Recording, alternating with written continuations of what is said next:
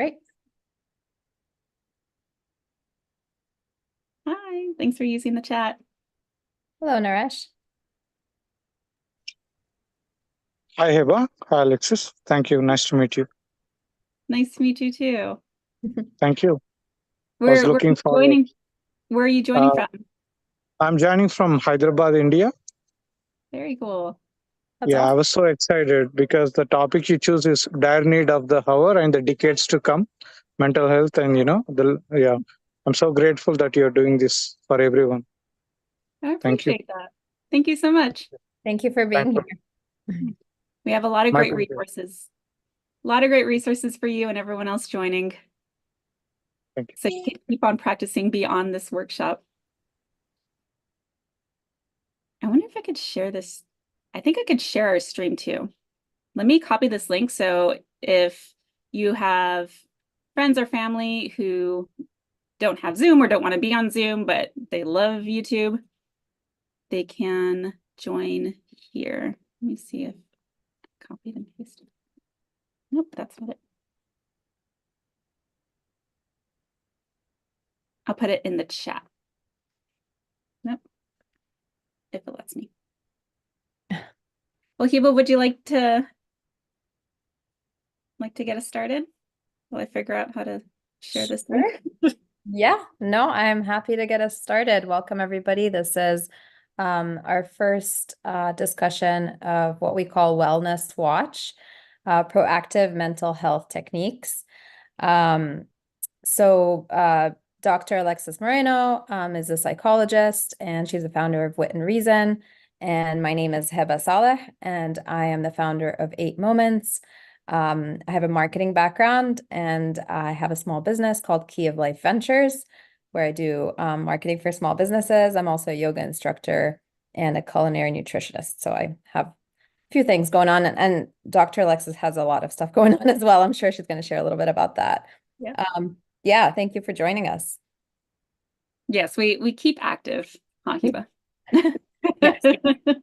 My family, when they call, they're like, "You're always so busy. I never know when to call." I'm like, I'm not I keep busy, like I keep active, but never too busy for friends and family. You know, it's all about that the holistic wellness balance.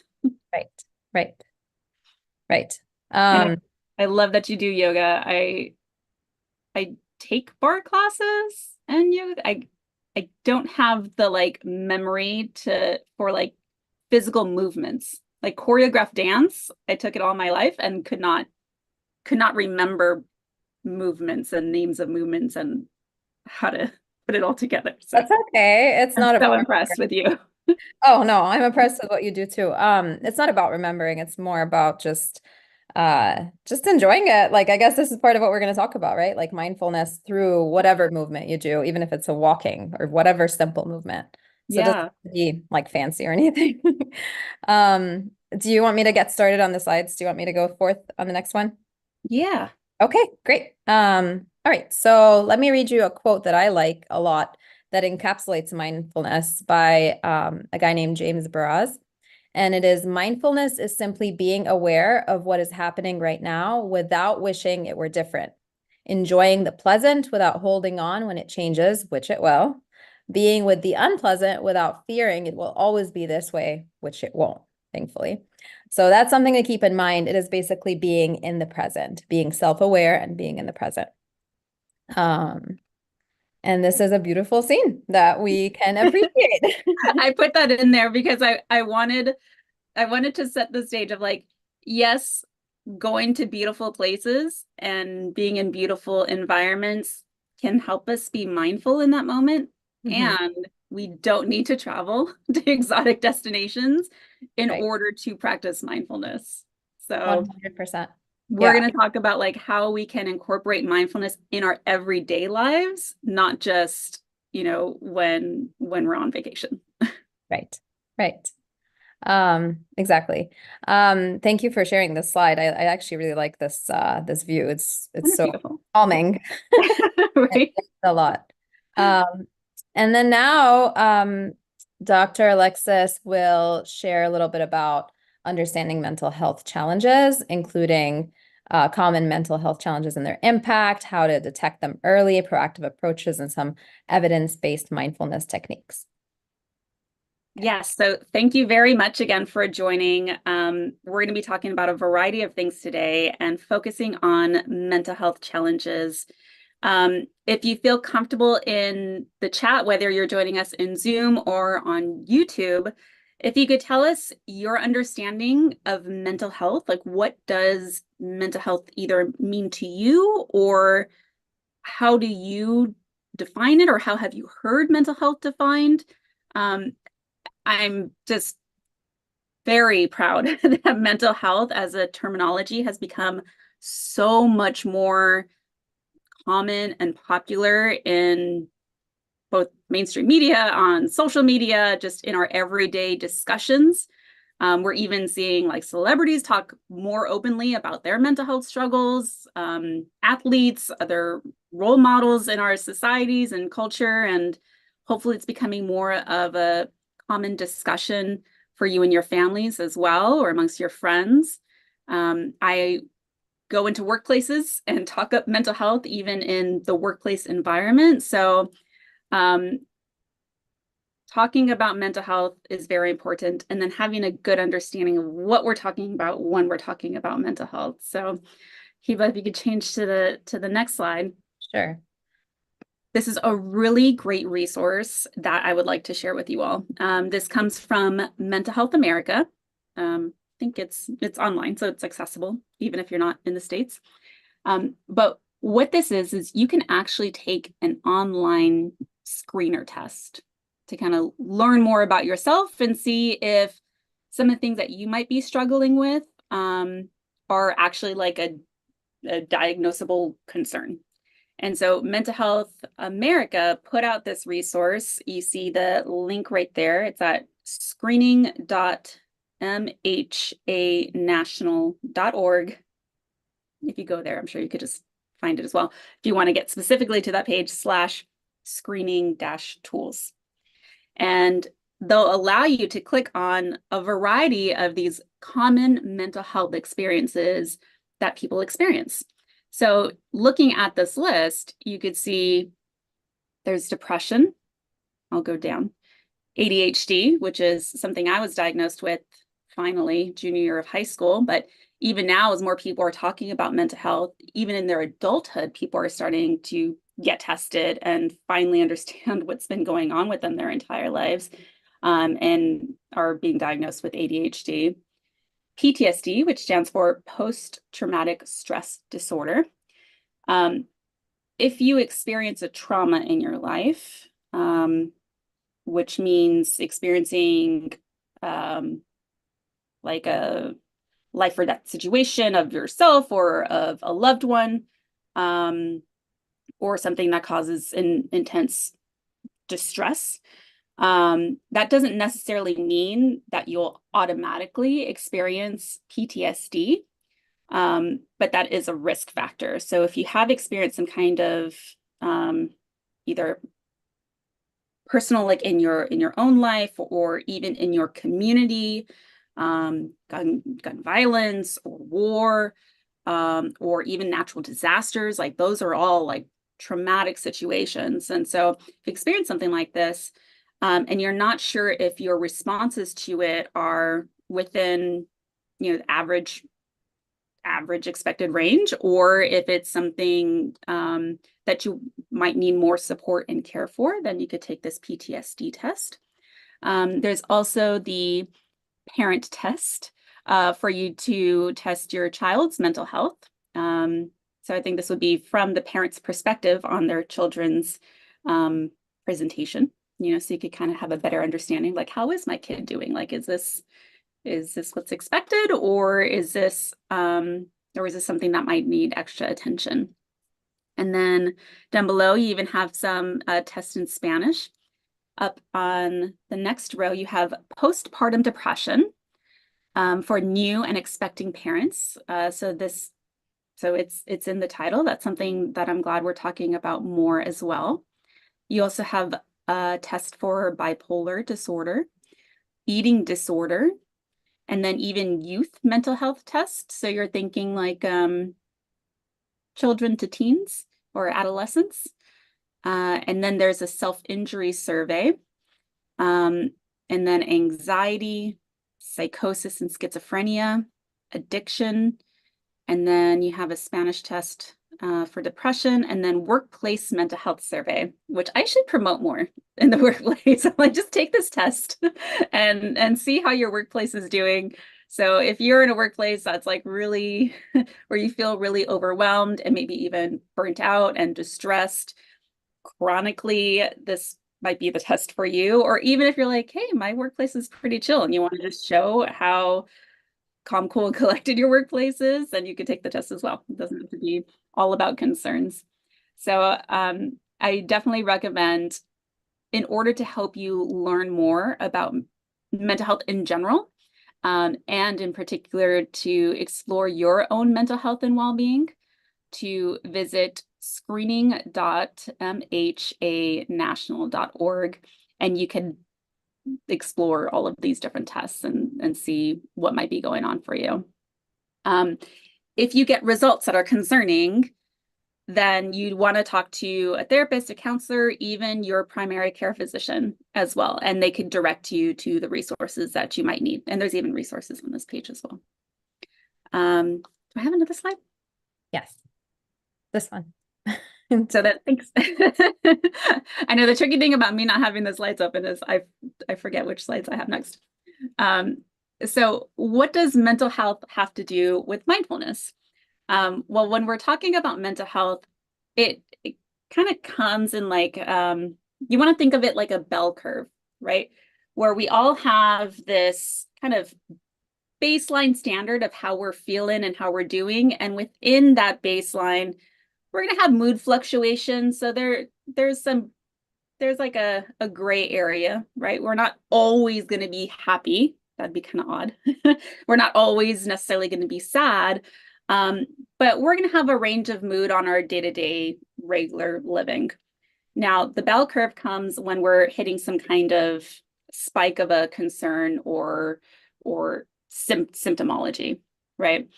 At the spike of the bell curve, that's where you're in severe need of support and treatment.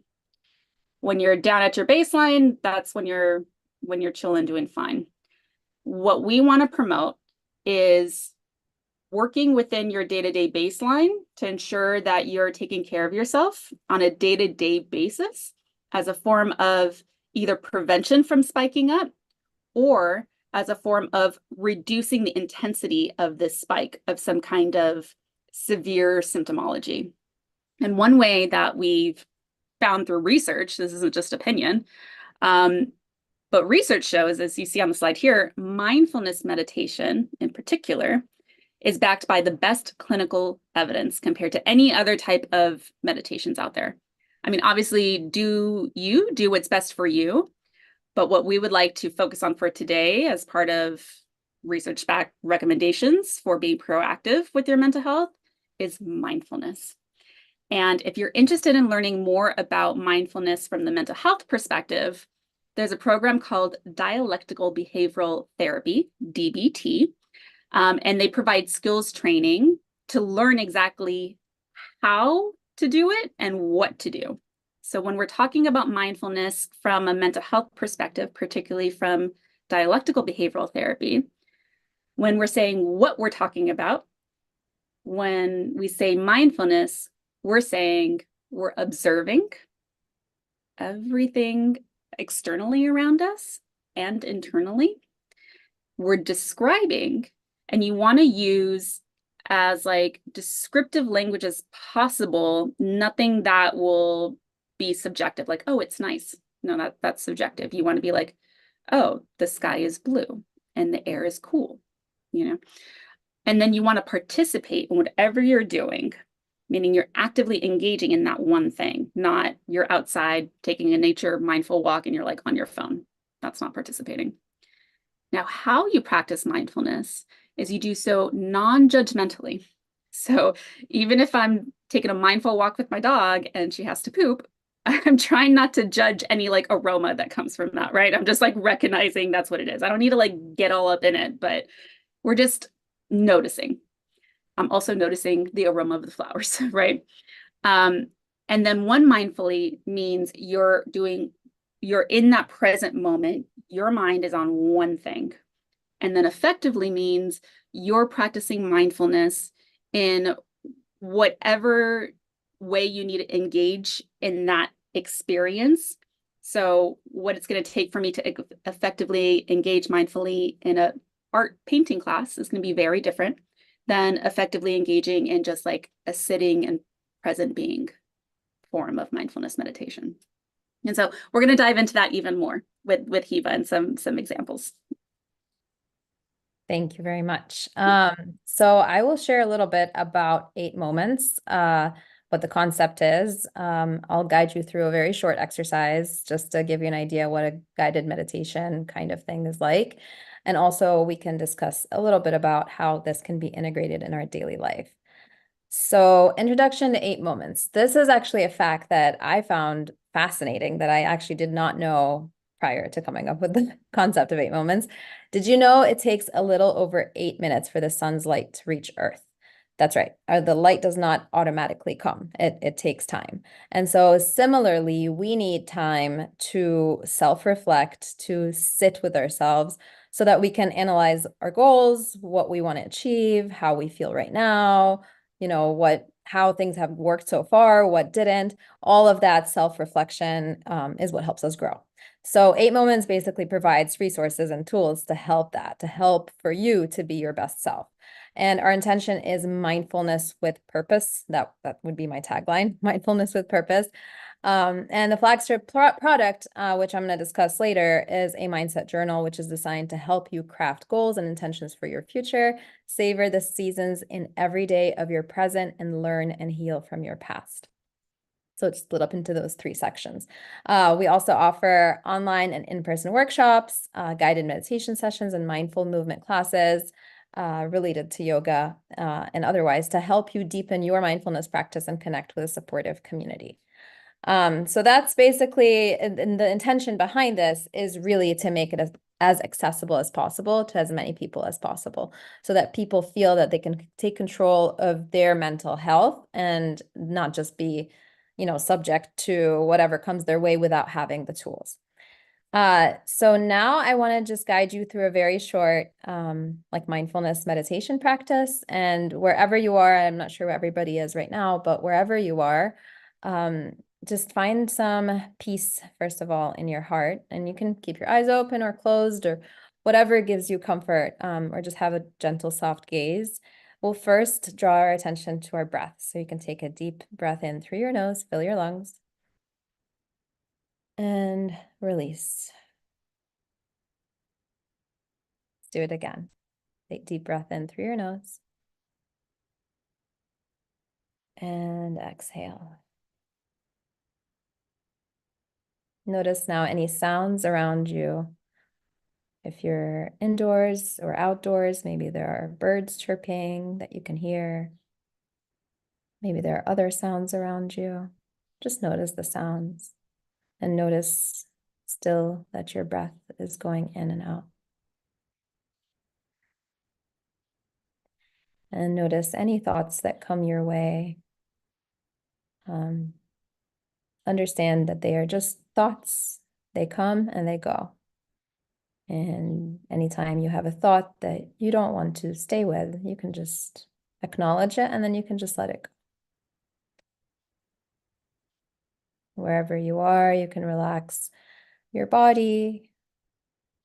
Notice any tension you have, any part of your body, and just acknowledge that and decide to let it go. Let go of the tension. Again, draw your attention to your breath.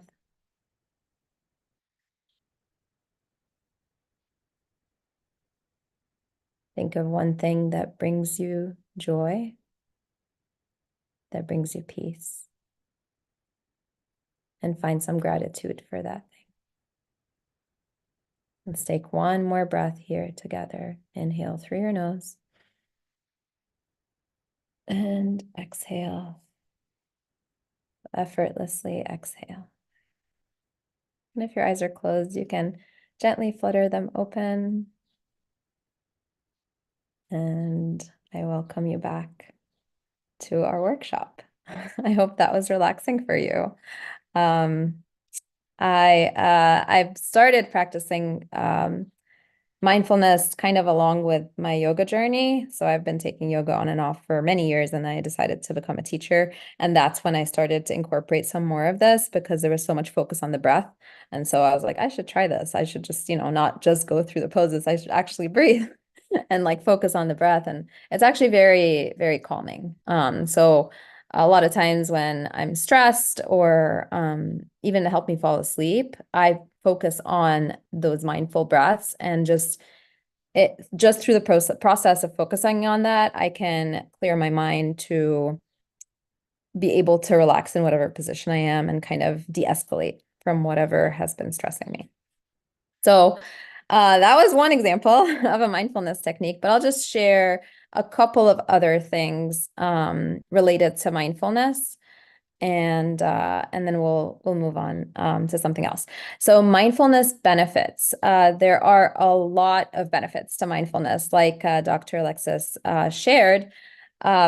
This has been studied. There is actually a program called mindfulness-based stress reduction that was developed many years ago, and there's many scientific publications showing that these mindfulness practices help lower blood pressure, help improve your mindset, help improve your memory, help build stronger relationships. So these are just some of the studied benefits, including the ones I mentioned, also lowering depression, increasing your emotional regulation, reducing your anxiety and stress.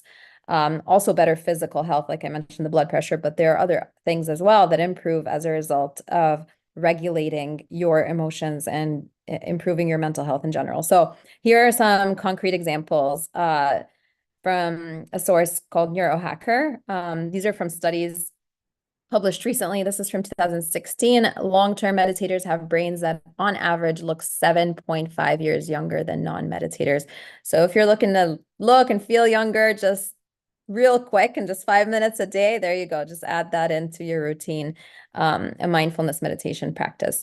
Nature breaks and your brain. This is like mindful movement plus exposing yourself to nature. This is from a very recent, actually this year, a study in 2024 showing that a 40-minute low-intensity walk alone in nature enhanced executive control at a neural level. So this was done through scans on people's brains, showing that's my favorite.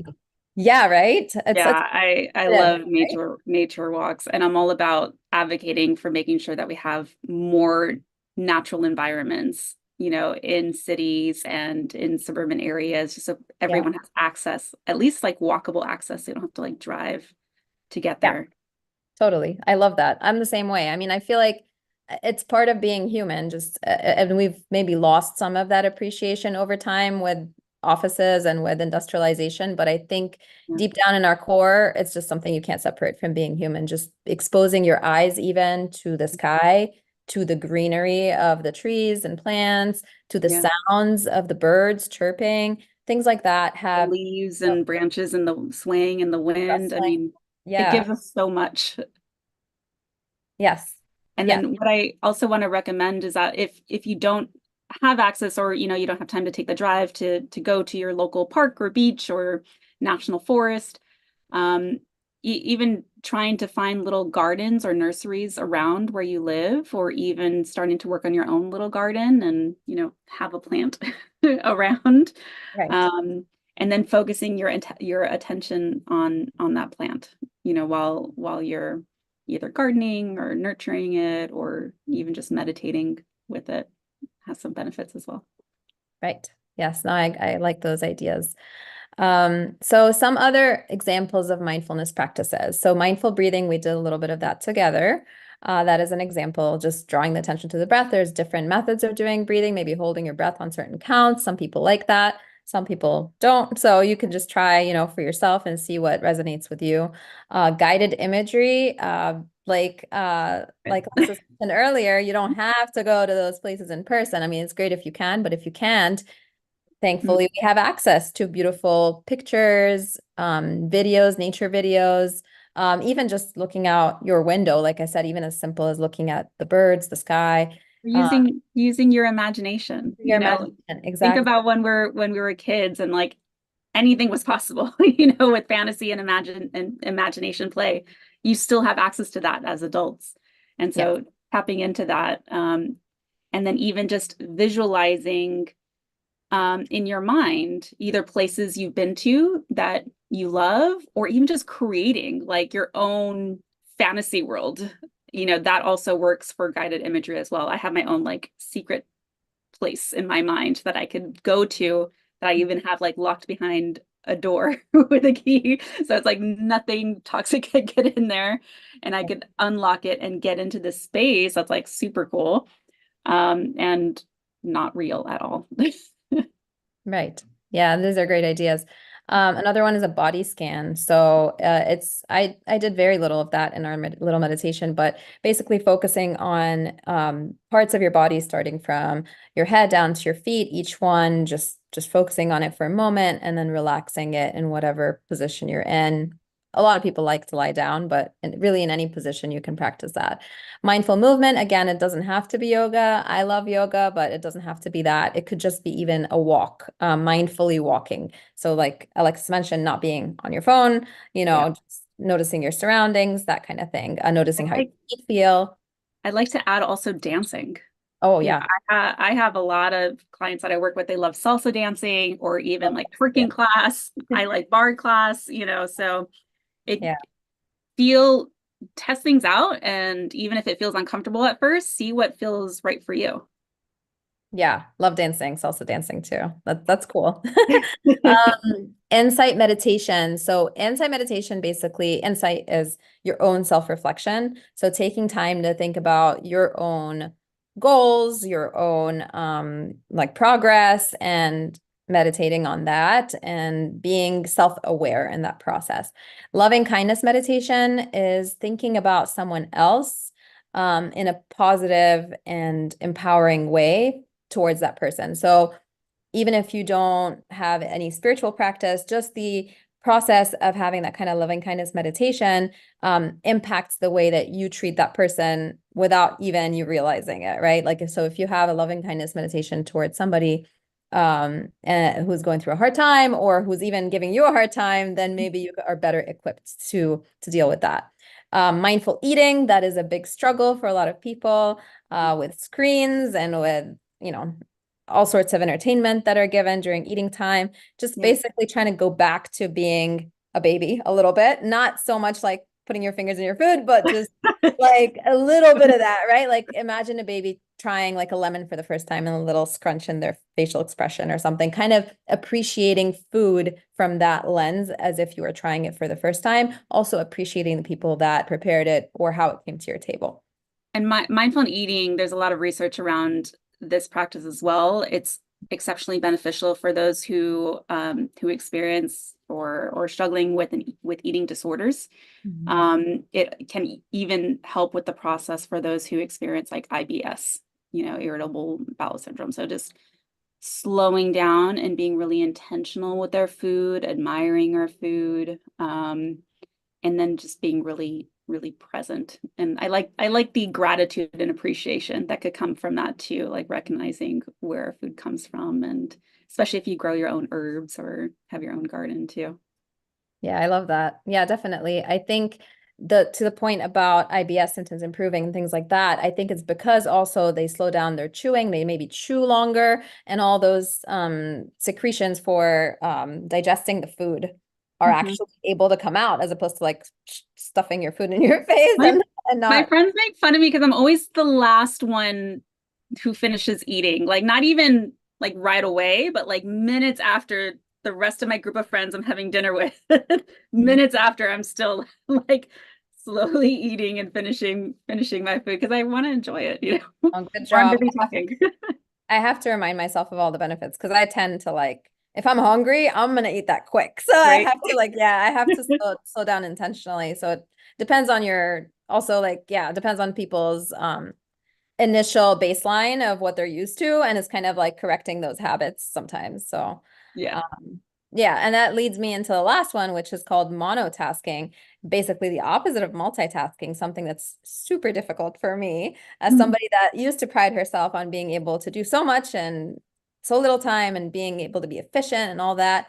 It turns out that multitasking is linked to stress. It also is linked to lower quality production sometimes, Yeah. depending on the type of thing you're working on. So it's also a lot of load. It's kind of like having a lot of tabs open in your brain and just managing them all at once. It's not good for your mental health. So kind of focusing, honing in on one thing. So think about, like, for example, journaling is a good example because it's hard to journal and do anything else, right? Like if you're writing about your thoughts or answering prompts or something, you can't really multitask. So try to do more things that are in single task at one time.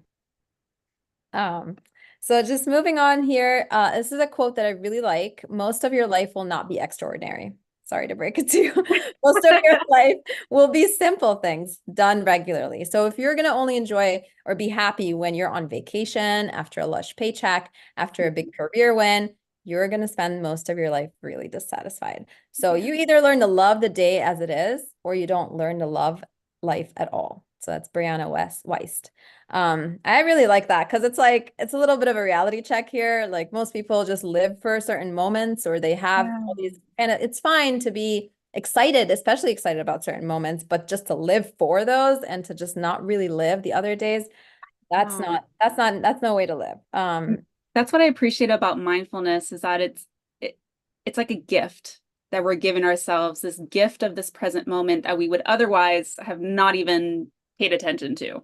You know, Right. we're missing out, a lot of us are missing out so much on all these beautiful, precious moments in our life because we're distracted, or we're thinking about the next thing, or we're in our head thinking about the past, and instead of being able to enjoy this precious moment that we have right here and right now, and then that in its own way kind of becomes extraordinary, all of those simple things. 100%. Yeah, I mean it's super extraordinary when you're looking at like a butterfly outside. I feel like, or you notice like the flutter of a bird going by, like just simple things like that. Once you I learn to love birds. appreciate them. Yeah, I love birds. I love birds. Yeah, once you learn to appreciate them, I feel like your life changes. Yeah, it really does. So I have I have a question here for people on our live. What has been the biggest hurdle for you in starting or adhering to a mindfulness practice?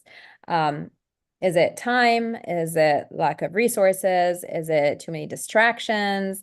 Is it not enough energy? Like what has been the biggest reason that you haven't been able to stick to a mindfulness practice that is to help your mental health? So I'm just curious, like what people's experiences are, and I will willing to bet that there's a lot of overlap and a lot of people have similar challenges.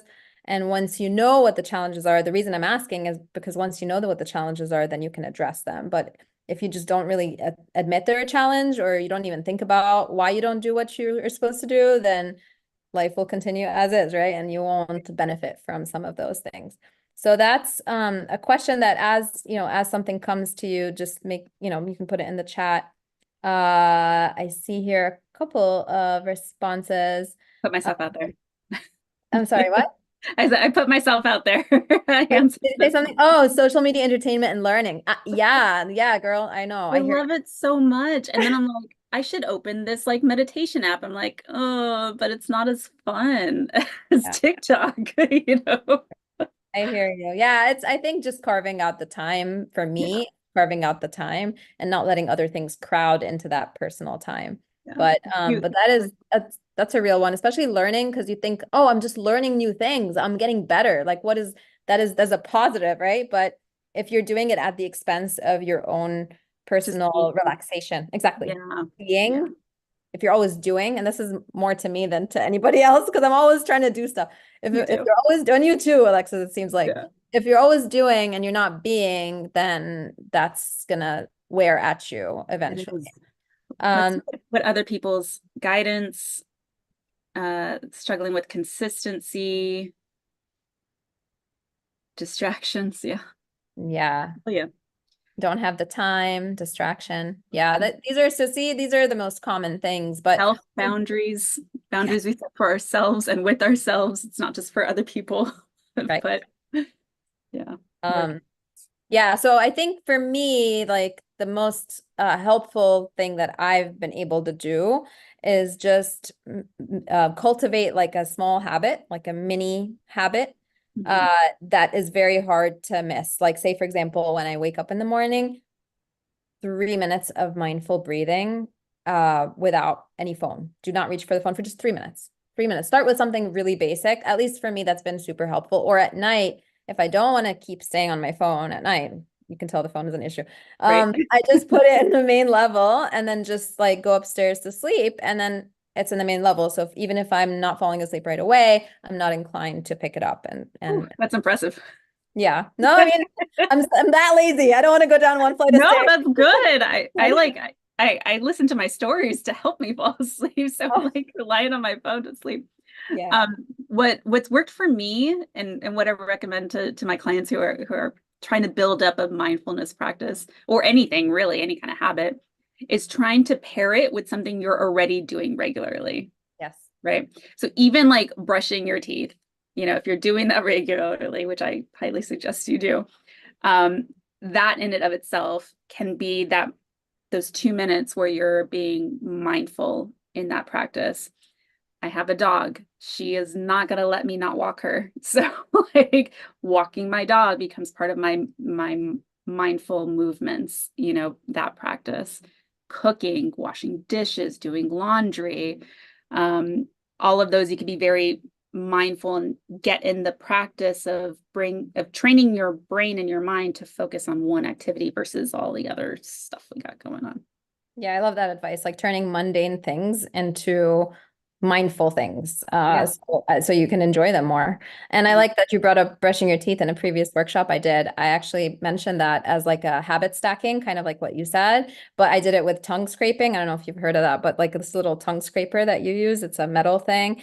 Yeah. Clean your tongue. So I started doing that right after brushing my teeth, and I was able to stick to the habit like from day one because I always brush my teeth and then like it's right there and I have it obviously right, accessible. So that is really good advice and it's proven to work.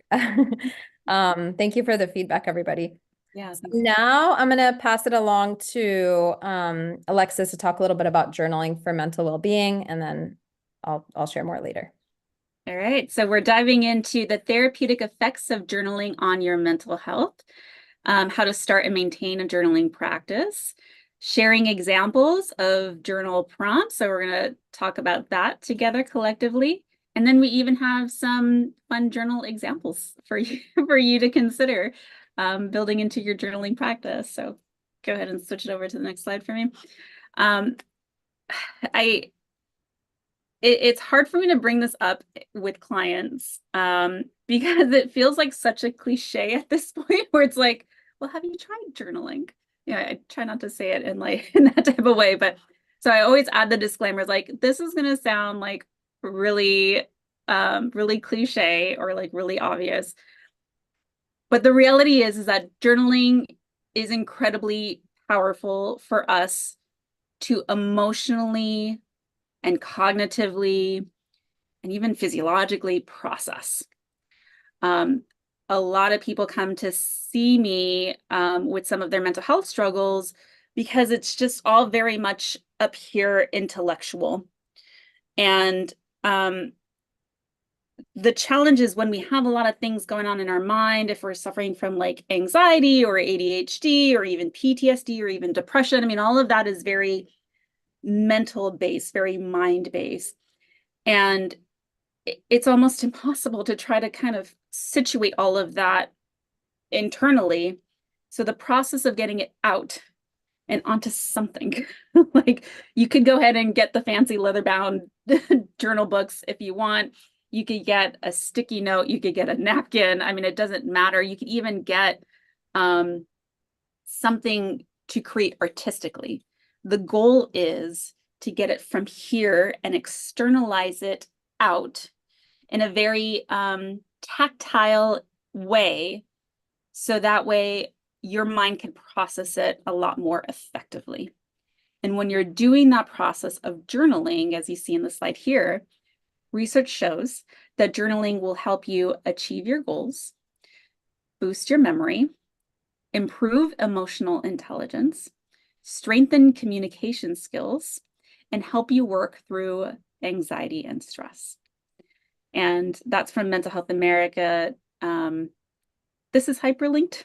We'll put all of our links on our web pages and on our YouTube Live as well, so you can have easy access to get to things. And I wanted to share these tips with you. Again, journaling doesn't have to be a narrative or even in coherent sentences. A lot of people kind of, especially if we struggle with perfectionism, or we had a really intense like English teacher growing up, they get caught up in like, well, what am I going to write? How am I going to write it? I have to like formulate this essay. It's like, no, journaling's for you. And again, the practice is just to move it from here to here. And so it could just be random words, random thoughts. It could be drawings. It could be bullet point list. It could be whatever you want, whatever works best for you. The other tip is this journal is your own private space to let everything go. Okay, so again, it doesn't have to be this beautiful poetic essay. It's just however your mind is working, get it out onto something else. And even if you're not sure what to write about, write that. I don't know what I'm doing here. I don't know why Dr. Alexis suggested that I journal. This is stupid. You know, like whatever it is, it's just getting into that habit of turning this internal stuff external. And so if you click it over to the next page, I love this photo because it's such a perfect example. In this person's journal, you see the writing, the traditional writing on the right, and then you see all of this like this fun creative outlet as well on the left.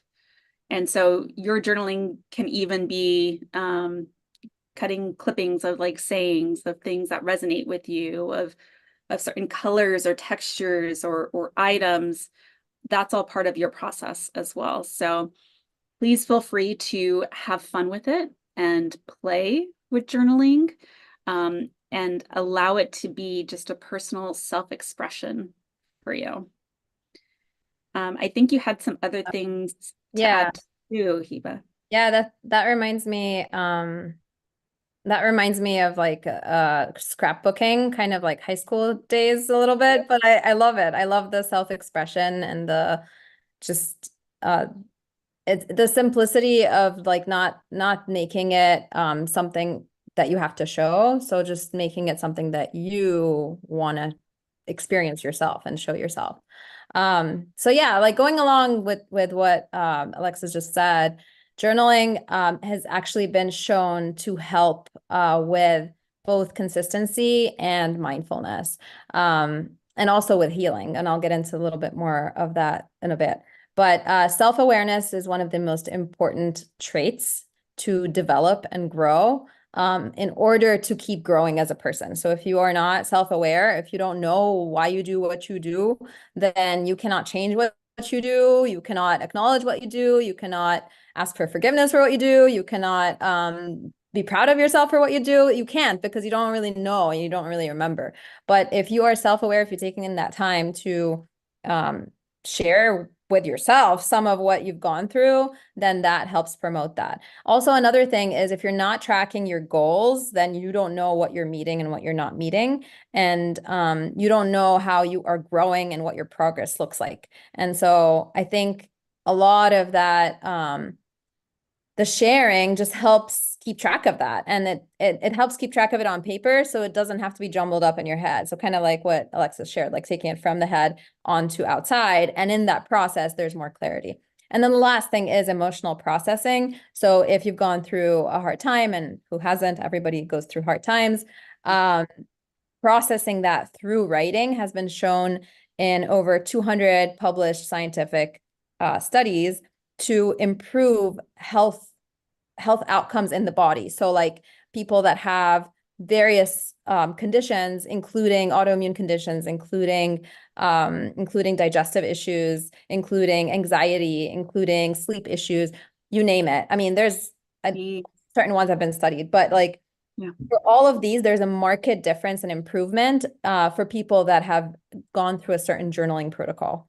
So the process of journaling is it's not just like hearsay that it's going to help. It's actually proven to help, kind of like mindfulness, right?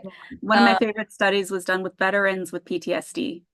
You know, and obviously we're not recommending, like, if you're experiencing, you know, a mental health disorder, we're not recommending just journal, you know, but building in that practice can help you function at that baseline level, and help either prevent an onset, or because you're processing so much, or can help reduce the severity of it as well, which is what they found with the veterans working through PTSD, along with their talk therapy and if they needed medication. But it was definitely a really strong component to their recovery process. Yeah, that's really that goes along with what I was saying. Yeah, thank you for sharing that. This is a quote that I came up with. Journaling serves as a potent tool for cultivating mindfulness in daily life. Through the act of writing, we enhance self-awareness by reflecting on the past and anchoring ourselves in the present. As ink flows across the pages, it untangles our thoughts and emotions, revealing what brings us joy, where we face challenges, and what aspirations we wish to chase. And going from yeah, thank you. And going right from that, I'm going to share about my journal that just came out a couple months ago. It's called 8 Moments. This is me today. 8 Moments Journal for Growth. Oh, you're in the same outfit. Yeah, this is today. Earlier today. The tagline is a mindset journal for growth, daily joy, and healing. And the reason I called it a mindset journal is because I believe that having a growth mindset, meaning that you believe you can grow, you can change, you dictate your future, is really empowering. And only through the process of that self-awareness can you do that. So it's a companion that helps you practice mindfulness with purpose. I have it right here with me just to show you what it looks like. You have to do the same pose. Oh, I don't even know how to replicate it anymore. So it has 3 sections. It has a future section in the beginning because we always look forward. And in that future section, we have a section for vision board, goals and aspirations, like questions for basically figuring out your personality profile. And then the main section is a present section and split up into seasons. And each season we focus on 2 traits that we grow in our mindset. So for the winter, it's resilience and simplicity. For the spring, it's consistency and mindfulness. For the summer, it's flexibility and authenticity. And for the for the autumn, it is accountability and gratitude. So I tried to align them with the seasons in terms of the themes. And there are prompts at the beginning of each season to kind of help guide your writing throughout. But for each daily entry, I don't have prompts for each daily entry because I want to give the flexibility for people to write about whatever it is that they want, but also have the prompts, like the best of both worlds there. So let me just show you an example of what a daily entry would look like.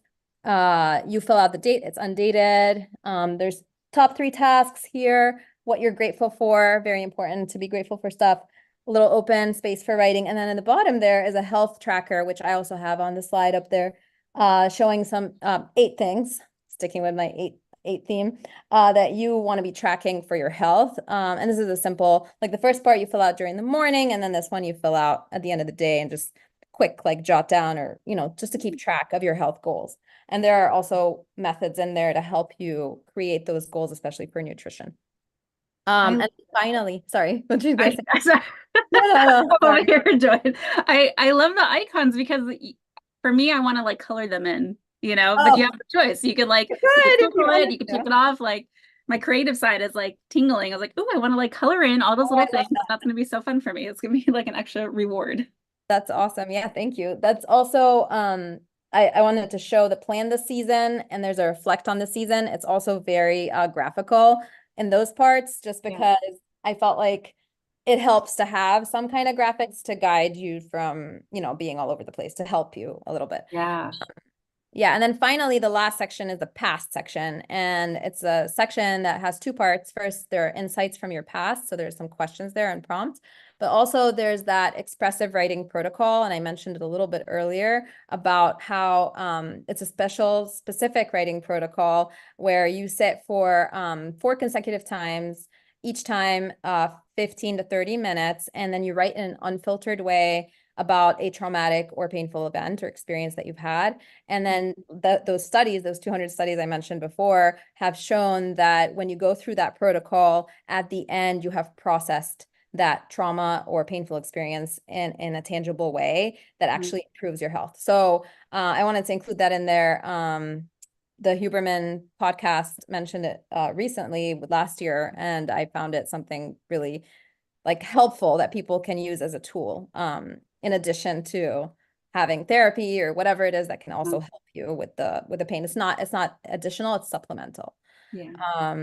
So that's that. And I have here a link to the website, 8moments.com. This is also a QR code if you wanted to check it out on Amazon and purchase it.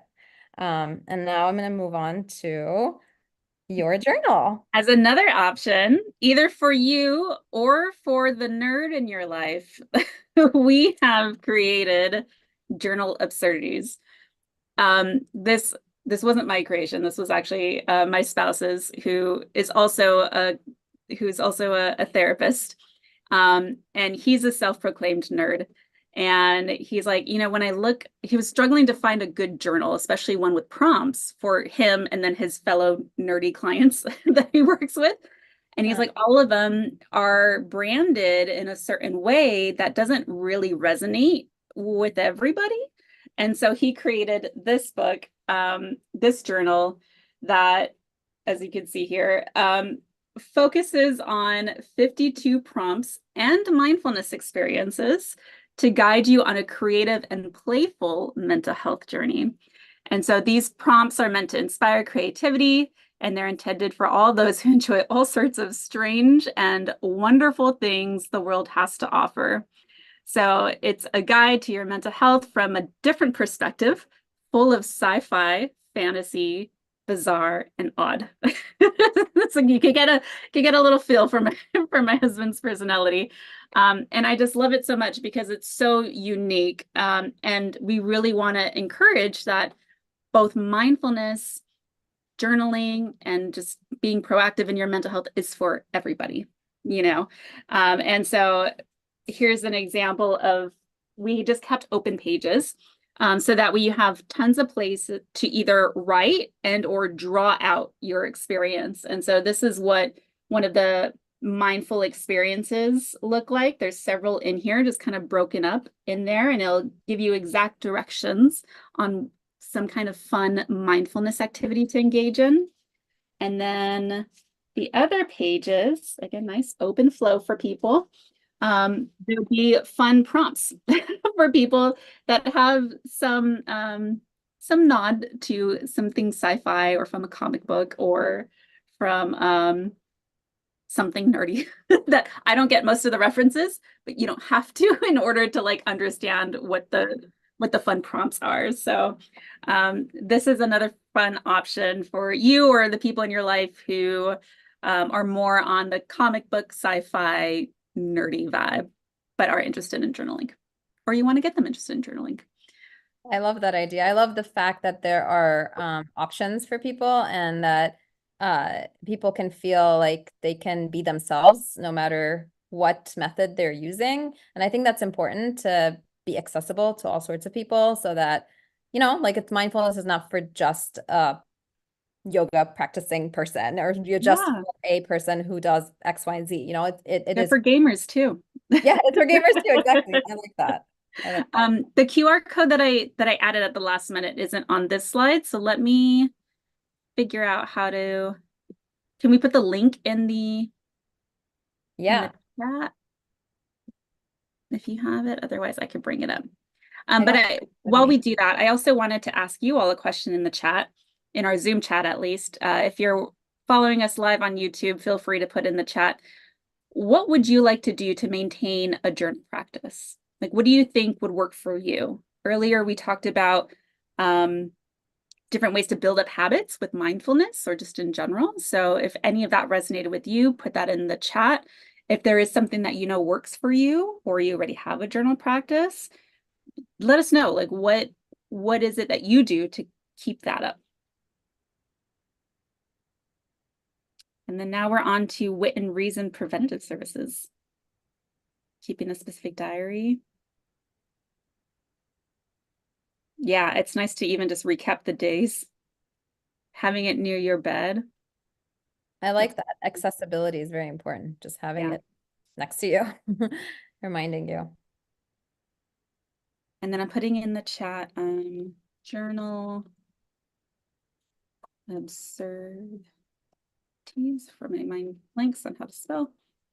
It's a long link, so sorry about that. But you can find it on Amazon or Google, and then we'll take you to Amazon Journal Absurdities.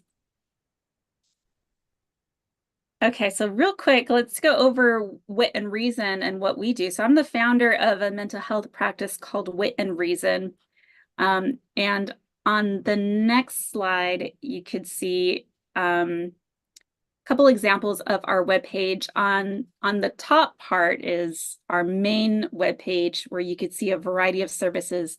I'm from LA, and so I do focus on specializing mental health services for film and production, and now also the music industry, where we'll go on set and we'll provide like mental health coordination, mental health first aid for production companies to make sure that those in the workplace, including the children, are safe and psychologically well and healthy while they're working. I also work in general workspaces for nonprofits or a lot of tech companies, bringing mental health into the workplace. And then we also provide traditional telehealth therapy, where we have a variety of therapists that you can meet with. I also like focusing on the skill-based coaching stuff for wellness. Love doing dating. That's fun for me. And then my big thing is trying to make mental health as relatable and accessible as possible. So I do a whole lot of mental health outreach out in the media. I'm interviewed on a bunch of television, radio shows. I have my own DC radio show that I host. That's also turned into a podcast. And for you all, what I would recommend is checking out our resources as well. So you could go to witandreason.com. You see on this lower image, there's a title called Learn. And if you scroll down, you'll get access to our online classes where we break down wellness practices, multicultural humility, even how to become a mental health first aider. So you can learn how to respond to a crisis or non-crisis mental health situation. And all of that is accessible to you through our website, witandreason.com. Thank you so much for sharing that, Alexis. And now we have not much time, but we still have a little bit of time. If you have some questions, we are happy to answer them. If you have general questions or just questions for one of us or both of us, you can put it in the chat, or if you want to speak it out, we're happy to answer any of your questions. You're very welcome. You're welcome. I'm going to check our live YouTube as well, see if there's any questions there. Okay. Switch over. Seems like we're like thorough enough. Yeah, I mean, it sounds like it. That's good. Do you like this picture that I chose for the slide though? I do. It's nice. The maze is everyone trying to like navigate mental health and wellness and journaling, and then we're like the bridge that helps them with the cheat codes get through the maze, and like, here, let me help guide you through this maze. Oh wow. I didn't notice that until you mentioned it. I was like, oh, that's a lot of green. I like it. It's good Right? for my eyes to see it. So yeah, we went with the nature thing. So someone's asking, is migraine or cluster a mental health issue? I'm so glad you asked this. The very first thing we want to do is rule out medical conditions. So if you're having some kind of physiological experience or pain or symptom, before we go psychological, we want you to meet with your primary care physician, with your medical doctor, tell them about your symptoms and allow them to run their labs, do their test, and rule out any medical reasons first. That is a life-saving decision, okay? Do that first. You can simultaneously talk to a counselor or therapist or psychologist, because we also are trained to work with people who have physical health symptoms or conditions. So you could also take care of your mental health at the same time, but we don't want to ever assume that a physical condition is automatically psychological. We first have to rule out medical. So if you are experiencing migraines or cluster headaches, talk to your primary care physician first, rule that out. We might even want to look at any kind of behavioral things that you're doing to make sure that you're resting well enough, that you're eating well enough, that we're so high maintenance as human beings, getting enough water, to make sure that your physical body is taken care of. And then we could start looking at the psychological stuff. There are some mental health conditions that can flare up physiologically. The mind and body are very much connected. And so anxiety can lead to like some headaches or even like digestive issues, that chronic stress.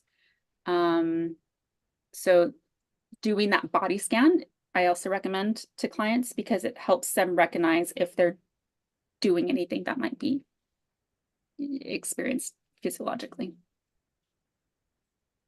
You're welcome. You're very welcome. Triggers extreme stress. Yeah. All right. That's great advice. It is great advice. Thank you. That's good. So we're on Instagram and Wit and Reason's on Instagram and TikTok and Facebook at Wit and Reason. Yeah, and 8 Moments is on Instagram and Facebook. Haven't ventured into TikTok yet. Maybe I will. I don't know. We'll see. It's fun in there. Is It's it? fun. Okay, we'll see. We'll see. Yeah, trying to curb like all the different channels. I know it's a lot, and we'll see if it's even around. Yeah, that's right. Yeah, thank you so much everybody for joining. If anybody has any other questions that come up later, we are happy to interact with you through our socials or through email. Or YouTube. Or YouTube. Yeah, or YouTube. That's right. Yeah. Thank you for joining on there too. Check out the link. They're even asking in the chat here. If you don't have Instagram or Facebook or TikTok, I'm very impressed with you for avoiding all this. If you have LinkedIn, we're on LinkedIn, right? We're on LinkedIn. Oh yeah, that's right. We're on LinkedIn too. Yeah. And then you could find this video. Let me put it back in the everyone chat. This is our link to our YouTube live. I'm going to try to make sure I can save it in there. And then you could find our contact information on our websites. Yeah, and then Wit and Reason. witandreason.com. Okay, I was just typing it. You're faster typing than me. That's good. I got a message from somebody who joined, a friend who said they purchased your journal. Oh, awesome. Good. You're Absurdities? Yeah. It comes in hardcover or soft. I like hardcovers because they're more official. And they purchased 8 Moments as well. So they purchased both journals. That's awesome. Yeah. Even for teens, you want to get a teen in here. Like this is such a, have fun with it. Yes, definitely. And we look forward to seeing you all so much soon. Thank you for being on Wellness Watch. See you later.